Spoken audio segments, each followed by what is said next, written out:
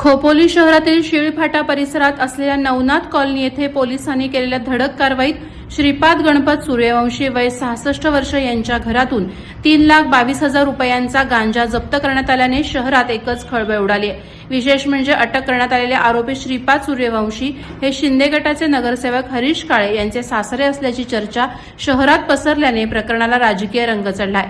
सूर्यवंशी हे अगरबत्ती आणि पूजा साहित्याचा व्यवसाय करतात। पोलिसांना खबऱ्यांकडून मिळालेल्या गोपनीय माहितीच्या आधारे बुधवार दिनांक 11 फेब्रुवारी रोजी सायंकाळी 5 वाजता छापा टाकण्यात आला। त्यावेळी घरातून 15 किलो 400 ग्रॅम वजनाचा गांजा, सीलबंद पाकिटं, मोबाईल फोन आणि वजन काटा असा एकूण 3,22,200 रुपयांचा मुद्देमाल जप्त करण्यात आला।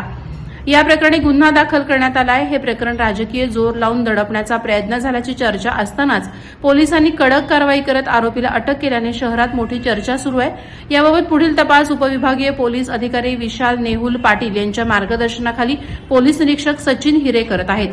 वादळवारा लाईव्हसाठी दत्तात्रय शेडगे, खोपोली। नवी मुंबई व रायगड जिल्ह्यातील ताज्या बातम्या आणि घडामोडींसाठी सबस्क्राईब करा वादळवारा लाईव्ह चॅनल आणि दाबा बेल आयकॉन।